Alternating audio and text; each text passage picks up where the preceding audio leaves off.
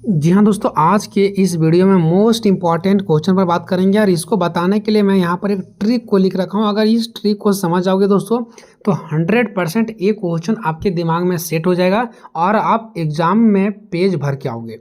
ठीक है, हमारा क्वेश्चन है दोस्तों कि नाटो की स्थापना के कारणों की विवेचना करें, या आपके एग्जाम में क्वेश्चन दे दे नाटो क्या है, इसकी स्थापना का वर्णन करें, या तो फिर नाटो क्या है, इसके कारण और इसके उद्देश्यों का वर्णन करें। कुछ भी दे दे दोस्तों अगर नाटो से, तो आंसर जैसे मैं आपको बता रहा हूँ वैसा ही लिखना है। लेकिन सबसे पहले आपको ये समझना पड़ेगा दोस्तों कि नाटो आखिर है क्या। ठीक है, तो देखिए दोस्तों, जब हमारा पूरा विश्व में दूसरा विश्व युद्ध हुआ था, उस समय बहुत सारा देश कमज़ोर पड़ गया था। लड़ते लड़ते, हथियार बनाते बनाते कमज़ोर पड़ गया था, मतलब बोल सकते हैं गरीब हो गए थे देश। लेकिन जब दूसरा विश्व युद्ध हुआ उसके बाद दो ही देश अपने पैरों के बल पर खड़ा रहा, ताकतवर रहा, हिम्मत किया रहा, एक सोवियत संघ और एक हमारा अमेरिका। तो दुनिया जो था ना वो दो भागों में बट गया था, सोवियत संघ और अमेरिका। एक तरफ थे सोवियत संघ, एक तरफ थे हमारे अमेरिका। सोवियत संघ का जो विचार था ना वो साम्यवादी था। साम्यवादी का मतलब दोस्तों कि इनका कहना था कि हम पूरा दुनिया पर साम्यवादी विचार को लागू करेंगे। साम्यवादी का मतलब हो गया कि सरकार जैसे बोलेगी वैसे ही जनता करेंगे, है ना। यानी अगर मान लो कि बाजार में कौन सा चीज़ कितना कीमत पर बिकेगी, नियम कानून क्या बनाएंगे नहीं बनाएंगे। अगर कोई शहर है तो उसमें लोग 6 मंजिला बिल्डिंग बना सकते हैं कि 5 मंजिला बना सकते हैं, ये सब सरकार तय करेंगे। तो ये व्यवस्था लागू होना चाहिए, तो इसको बोलते हैं साम्यवादी। जब नियम कानून सारे किसके हाथ में चल जाती है, सरकार के हाथ में चल जाती है। लेकिन अमेरिका जो दूसरी तरफ ताकतवर देश थे, इनका कहना था नहीं, पूरी दुनिया में पूंजीवादी व्यवस्था लागू होगा। पूंजीवादी मतलब जो लोगों के मन में आ रहा है वो करे। अगर कोई 20 मंजिला बनाना चाह रहा है तो बनाए वो, अगर कोई दूध में जहर डाल के बेच रहा है तो वो बेचे, कोई दिक्कत नहीं, सरकार उसके ऊपर किसी भी प्रकार का कोई पाबंदी नहीं लगाएगा। तो ठीक है, तो आप ये समझो कि अभी दुनिया में दो ही देश हैं, मतलब दो ही प्रकार के गुट हैं। इसको हम देश नहीं बोल सकते, दो प्रकार के गुट बोल सकते हैं। ठीक है, तो दो ही गुट थे, एक थे सोवियत संघ और एक थे हमारा अमेरिका। तो अमेरिका चाहते थे कि सोवियत संघ को ख़त्म कर दें और हम पूरा दुनिया में राज करें, और जस्ट यही चीज़ सोवियत संघ चाहता था कि अमेरिका ख़त्म हो जाए और हम पूरा दुनिया में राज करें। ठीक है, तो यही दोनों के बीच में क्या हो जाता है, झगड़ा झगड़ी का माहौल बना रहता है। सोवियत संघ पूरा का पूरा विश्व में साम्यवादी लागू करना चाहता है और अमेरिका पूंजीवादी। मैंने आपको बता दिया, साम्यवादी मतलब जहाँ पर सरकार का पूरा नियंत्रण रहेगा, और पूंजीवादी मतलब सरकार का कोई नियंत्रण नहीं रहेगा, जनता जैसे मर्जी वैसे काम करे, बेचे, जो मर्जी वो करे, सरकार उसके ऊपर कोई भी दबाव नहीं डालेगी। ठीक है, तो दोनों का विचार अलग अलग था, जो कि दुनिया में ये अपना विचार को लागू करना चाहते थे और साम्यवादी अपना विचार को लागू करना चाहते थे। इसी के बीच में, इन दोनों के बीच में लगता था कि अब युद्ध हो जाएगा, अब युद्ध हो जाएगा, अब युद्ध हो जाएगा, लेकिन कभी युद्ध हुआ ही नहीं। इसी को बोला जाता है शीत युद्ध। जब कभी लगता है कि युद्ध हो जाएगा, अब हो जाएगा, लेकिन वास्तव में कोई युद्ध नहीं होता, उसको बोलते हैं शीत युद्ध। तो ये दोनों के बीच ऐसा कई बार लगा है कि अब युद्ध हो जाएगा, लेकिन हुआ नहीं है। इसलिए इन दोनों के बीच के युद्ध को हम लोग युद्ध नहीं बल्कि शीत युद्ध कहते हैं। ठीक है, अब हमारा यहाँ पर क्वेश्चन है कि नाटो को क्यों बनाया गया। तो देखिए दोस्तों, बात क्या है, एक तरफ तो ये थे और एक तरफ ये थे।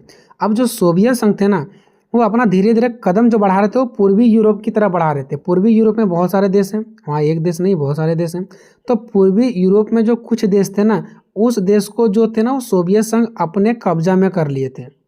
ठीक है, और यहाँ पर जो अमेरिका थे ना, वो अमेरिका के अंदर कौन था, पश्चिमी यूरोप के कुछ सारे देश। ठीक है, लेकिन बस फर्क यहाँ पर यह है कि सोवियत संघ ने ज़बरदस्ती इन यूरोप को अपने में शामिल कर लिया था, लेकिन अमेरिका जो है वो पश्चिमी यूरोप के देशों को अपने में शामिल नहीं किया था, बल्कि पश्चिमी यूरोप के जो देश थे ना वो खुद ही इनको मदद करने के लिए इसके अंदर शामिल हो गए थे। ठीक है, ध्यान देंगे, जो यूरोप था ना वो दो भागों में बटा हुआ था, एक पूर्वी यूरोप और एक पश्चिमी यूरोप। पूर्वी यूरोप सोवियत संघ की तरफ थे और पश्चिमी यूरोप अमेरिका की तरफ थे। बस आपको इतना ही ध्यान रखना है कि सोवियत संघ और पूर्वी यूरोप एक तरफ, अमेरिका और पश्चिमी यूरोप एक तरफ थे। लेकिन पूर्वी यूरोप को जबरदस्ती सोवियत संघ ने अपने कब्जा में लिया था, लेकिन पश्चिमी यूरोप को अमेरिका अपने कब्जा में नहीं लिया था, बल्कि पश्चिमी यूरोप और अमेरिका दोनों मिल करके लड़ाई लड़ रहे थे सोवियत संघ के प्रति। मतलब ये दोनों दोस्त के जैसा थे, एक दूसरे को मदद करते थे। ठीक है, तो यहाँ पर पश्चिमी यूरोप के जितने भी सारे देश थे ना, उनको डर था। क्या चीज़ का डर था कि पूर्वी यूरोप को सोवियत संघ अपने अंदर ले लिया, कल रह करके हो सकता है कि पश्चिमी यूरोप को भी वो अपने अंदर ले लेगा। तो क्या अमेरिका, आप उस समय हमको क्या मदद करोगे? अभी तो हम आपको मदद कर रहे हैं सोवियत संघ से लड़ने के लिए, लेकिन बाद में अगर सोवियत संघ अभी तो पूर्वी यूरोप को अपने अंदर कर लिया, बाद में अगर वो हमारे तरफ भी कदम उठा देगा पश्चिमी यूरोप की तरफ और धीरे धीरे वो पूरे यूरोप को अपने अंडर कर लेगा, तो अमेरिका आप उस समय हमको क्या मदद करोगे? तो उसी समय अमेरिका क्या करते हैं, एक सेना का संगठन बनाते हैं, सेना का संगठन, ताकि बाद में अगर भविष्य में कभी भी सोवियत संघ पश्चिमी यूरोप की तरफ कोई भी देशों को अपने अंदर करने का प्रयास करे, या तो हो सकता है कि हमारे ऊपर भी हमला कर दे, अमेरिका के ऊपर भी हमला कर दे, तो इसके लिए अमेरिका ने एक संगठन बनाया जिसका नाम था नाटो। ये सेनाओं का संगठन था, ठीक है, सेनाओं का क्या था दोस्तों, संगठन था।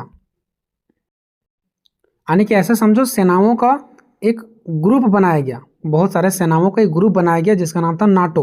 और इस ग्रुप का क्या उद्देश्य था? इस ग्रुप का उद्देश्य यही था कि अगर कोई भी देश पर हमला हो जाए, ठीक है, तो तुरंत उसका जवाब देना।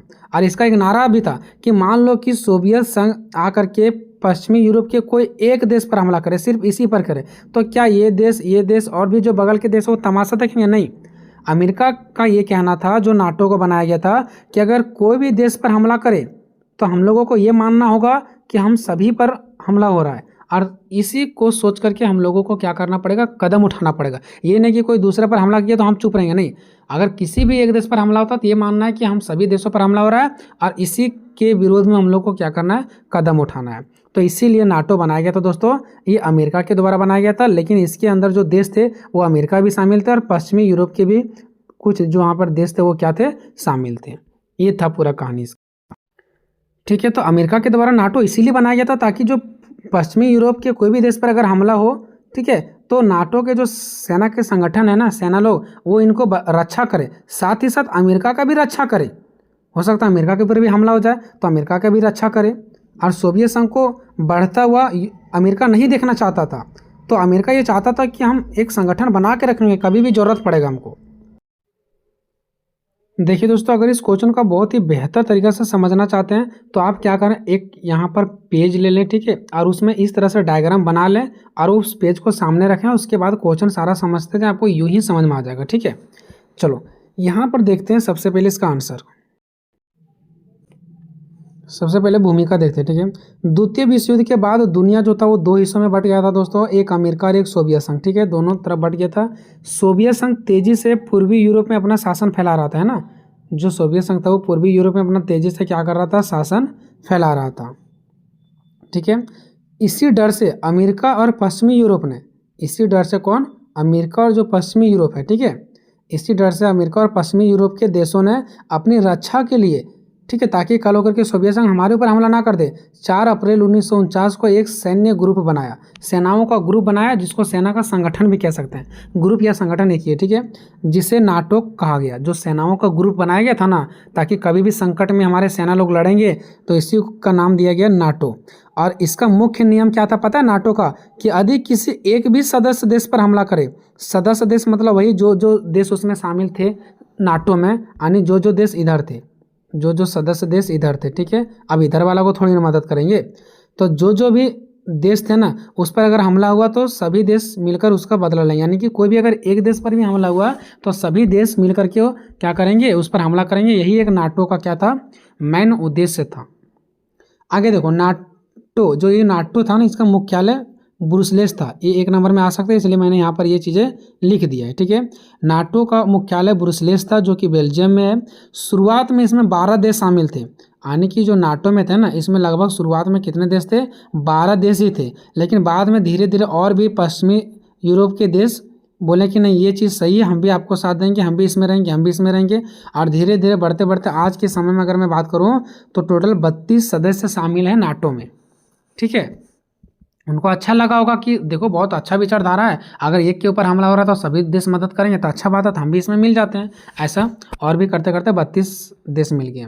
नाटो का सबसे महत्वपूर्ण नियम इसका यह कहता है, जो नाटो का महत्वपूर्ण सबसे नियम है ना, जो नाटो बनाया गया था उसमें सबसे महत्वपूर्ण नियम ये रखा गया था कि यदि नाटो के किसी भी एक सदस्य पर हमला होता है, यानी कि कोई भी अगर एक देश पर हमला हो जाएगा तो उसे सभी सदस्य देश पर हमला माना जाएगा और सभी देश मिलकर के उस हमलावर का मुकाबला करेंगे, ठीक है। बहुत ही बेहतरीन तरीका पेश किया गया यहाँ पर। अब नाटो की स्थापना का प्रमुख कारण देखेंगे कि आखिर ऐसा क्या मजबूरी रह गया अमेरिका वालों का और पश्चिमी यूरोप वालों का कि नाटो को बनाना ही पड़ा।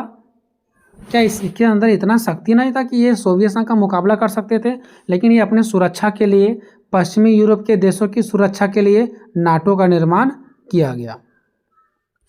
तो नाटो की स्थापना के प्रमुख कारण इस प्रकार हैं। पहला दोस्तों, सोवियत संघ का बढ़ता खतरा। सोवियत संघ से खतरा था इन लोगों का, ठीक है। सोवियत संघ अपना प्रभाव बढ़ाते जा रहा था, इससे और भी जो पश्चिमी देश के लोग थे ना, उन लोग डरे हुए थे। तो द्वितीय विश्व युद्ध के बाद सोवियत संघ ने पूर्वी यूरोप के कई देशों में अपना साम्यवादी सरकारें स्थापित कर दी थी। साम्यवादी सरकारें मतलब क्या, जैसे देखो, जो हमारे सोवियत संघ थे वो हमेशा कौन सा विचार चाहते थे, साम्यवादी। साम्यवादी मतलब क्या, ऐसी सरकार जो जनता के ऊपर नियंत्रण रखे कि कौन गलत कर रहा है, कौन सही कर रहा है, कैसे करना चाहिए, नहीं करना चाहिए। अमेरिका क्या करता था, पूंजीवादी चाहता था कि सरकार किसी भी जनता के ऊपर कोई भी हस्तक्षेप नहीं करेगी, कोई रोक टोक नहीं करेगी।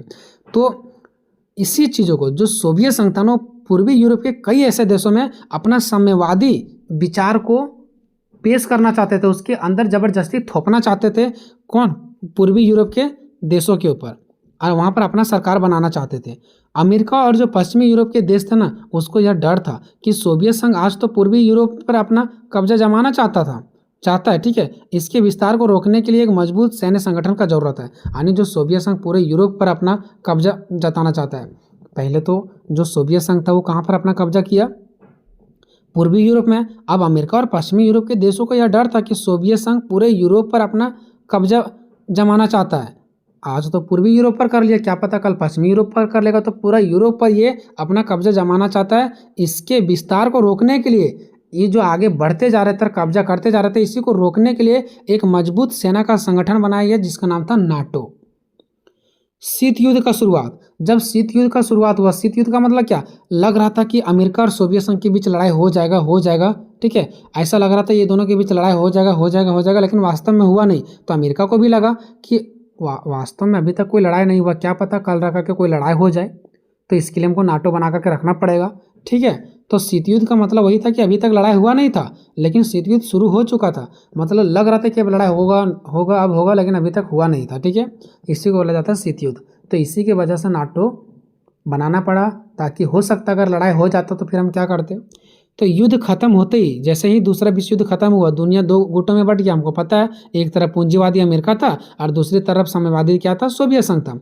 दोनों के बीच सीधा युद्ध तो नहीं हुआ, अभी तक दोनों के बीच जो है सीधा युद्ध नहीं हुआ, शीत युद्ध चलते रहा। लगा कि लड़ाई होगा, लेकिन वास्तव में कोई लड़ाई हुआ नहीं, इसी को बोलते हैं शीत युद्ध। तो वास्तव में कोई लड़ाई हुआ नहीं, बट दोनों के बीच शीत युद्ध चला, लेकिन तनाव चरम पर था। मतलब लग रहा था कि अब लड़ाई हो जाएगा, दोनों फरसा निकाल लेंगे, लेकिन वास्तव में लड़ाई हुआ नहीं, ठीक है। इसी युद्ध के डर के कारण अमेरिका को उनके साथी देशों को सुरक्षा देने के लिए संगठन बनाना पड़ा। अब देखो, ये जो युद्ध था ना, लग रहा था कि अब हो जाएगा, लेकिन हुआ नहीं। भगवान का कृपा रहा कि हुआ नहीं, लेकिन इससे लोग तो डरे हुए थे ना कि काश अगर हो जाता तो जो अमेरिका थे और उसके साथी देश थे, अमेरिका और उसके साथी देश कौन, अमेरिका और जो पश्चिमी यूरोप के जो उसको साथ देने वाले देश थे, ये भी डरे हुए थे कि काश अगर युद्ध हो जाता तो हम क्या करते। तो इन सभी देशों को सुरक्षा करने के लिए, चूंकि ये सब देश किसको सपोर्ट कर रहे हैं, अमेरिका को सपोर्ट कर रहे हैं, तो अमेरिका का फर्ज क्या बनता है कि इन सारे छोटे छोटे देशों को, अमेरिका भी इनको सुरक्षा प्रदान करे। तो इन सभी छोटे छोटे देशों को सुरक्षा प्रदान करने के लिए नाटो बनाया गया, ठीक है। तो वही है कि अमेरिका को उनके साथी देशों को सुरक्षा देने के लिए ये संगठन बनाना पड़ा, यानी कि नाटो बनाना पड़ा। बर्लिन की घेराबंदी, अब देखो बर्लिन एक हमारा देश है, उसमें घेराबंदी किया गया, ठीक है। किसके द्वारा, सोवियत संघ के द्वारा। सोवियत संघ बहुत ही अपना पैर को छलांग मार रहा है अलग अलग जगहों पर, ठीक है। सोवियत संघ ने जर्मनी के एक बर्लिन शहर है, उसकी घेराबंदी कर दिया, ठीक है। ये बर्लिन, मैंने भी मिस्टेक से शहर कह दिया, क्षमा चाहूँगा। बर्लिन एक हमारा क्या था, शहर था, ठीक है, जो कि जर्मन देश के अंदर आता था। तो सोवियत संघ ने जर्मन के बर्लिन शहर की घेराबंदी कर दिया, बताओ, अपना कब्जा में कर लिया। और वहाँ जाने आने वाले सभी जमीनी रास्ता जो था ना वो बंद कर दिया। जो भी रास्ता था, जो उधर से लोग आते थे, यहाँ तो जाते थे गाड़ी वगैरह, जो भी मतलब उस शहर के अंदर में जितने भी रास्ते थे वो सबको बंद कर दिया। इससे पश्चिमी देशों को यह साफ समझा दिया कि सोवियत संघ को रोकने के लिए एक सैन्य संधि बहुत जरूरी है। देखो, जब ये जर्मन के एक शहर पर, बर्लिन शहर पर अपना क्या करते हैं, पाबंदी करते हैं, अपना कब्जा करते हैं ना, तो पश्चिमी यूरोप पर के जो लोग थे ना वो डर गए कि क्या पता कल रखा के हमारे ऊपर कर दे। ठीक है, तो इन लोगों को, पश्चिमी यूरोप वाले और अमेरिका वालों को ये ऐसा लगा कि अब हम लोग को एक सेना बनाना बहुत ज़रूरी है, क्योंकि ये दिन प्रतिदिन कहीं ना कहीं कब्जा करते जा रहा है, कल रखा के हमारे ऊपर कब्जा करेगा तो हम क्या करेंगे। पश्चिमी यूरोप की सैन्य कमजोरी। अब देखो दोस्तों, यहाँ पर एक प्रॉब्लम क्या आया, ये जो है ना पश्चिमी यूरोप की सैन्य कमजोरी यानी सेना कमजोरी। देखो ये जो पश्चिमी यूरोप वाले थे ना, पश्चिमी यूरोप के देश, ठीक है, तो पश्चिमी यूरोप के देश के जो सेनाएं थे ना वो बहुत कमज़ोर हो चुकी थी, क्योंकि इसके पहले दूसरा विश्व युद्ध हुआ था, उसमें लड़ते झगड़ते मरते इन लोग का आर्थिक स्थिति, सेनाओं की स्थिति बहुत कमज़ोर हो चुके थे, लड़ने के काबिल नहीं थे। इसी के कारण ये अमेरिका से सपोर्ट लेना चाहते थे और अमेरिका को मदद करना चाहते थे और बोलते थे कि हम तुमको सपोर्ट कर रहे हैं, आप हम लोग को सुरक्षा के लिए कुछ कीजिए। अमेरिका से ये लोग गुहार करते थे। अगर सोचो पश्चिमी यूरोप के देश अगर ताकतवर होते और अमेरिका भी अगर इसके साथ मिल जाता तो ये सोवियत संघ को नहीं पछाड़ पाते, बिल्कुल पछाड़ पाते। तो पश्चिमी यूरोप की सेना कमजोरी। द्वितीय विश्व युद्ध में पश्चिमी यूरोप के जो देश थे ना वो बुरी तरह तबाह हो चुके थे, उनकी अर्थव्यवस्था बहुत कमज़ोर हो चुकी थी, उनकी सेनाएं में वो ताकत नहीं रही थी, ठीक है, और सेना बिखर चुकी थी, ठीक है। वे अकेले दम पर सोवियत संघ जैसे महाशक्ति का सामना नहीं कर सकते थे। अगर पश्चिमी यूरोप चाहेंगे, ये पश्चिमी यूरोप वाला कि अकेले हम सोवियत संघ का सामना करें तो ऐसा नहीं कर सकते हैं, क्योंकि इनके पास अब परमाणु बम भी नहीं बचा है। इसीलिए मजबूरन में इनको अमेरिका का साथ लेना पड़ा है, लेकिन अमेरिका को इसके बदले सुरक्षा मांगा है कि हम लोग को सुरक्षा दो, तो इसी के सुरक्षा के लिए नाटो अमेरिका बना दिए। ठीक है, तो अब वही चीज़ है यहाँ पर, सेना बिखरी हुई थी, वे अकेले दम पर सोवियत संघ जैसे महाशक्ति का सामना नहीं कर सकते थे, इसलिए उन्हें अमेरिका के साथ मिलकर के सैन्य संगठन बनाना जरूरी था। पश्चिमी देशों को, इन लोगों को जरूरी था कि अमेरिका के साथ मिले और उन्हीं के साथ मिलकर के संगठन बनाए, तभी सुरक्षित रह पाएंगे। अमेरिका का सुरक्षा गारंटी। अब अमेरिका इन देशों को, जो इनको मदद कर रहे थे, जो पश्चिमी देश थे ना, इनको सुरक्षा की गारंटी देता है कि तुम लोग टेंशन मत लो, अगर तुम लोग मेरे पास आए हो तो हम तुम लोग को सुरक्षा देंगे।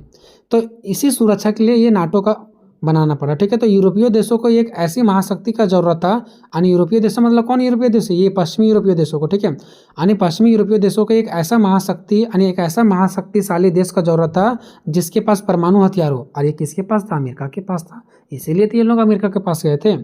अमेरिका ने नाटो बनाकर के इन देशों को सुरक्षा देने की गारंटी किया कि हम नाटो तुम लोग के लिए बनाएंगे, सैन्य संगठन, हमारे मजबूत सेना होगी, जरूरत पड़ने पर हमारे पास परमाणु भी है, टेंशन तुम लोग मत लो। अब देखते हैं नाटो का उद्देश्य क्या था, आखिर नाटो किस लिए बनाया गया था, तो वो बात तो हम लोग को पहले ही पता चल गया।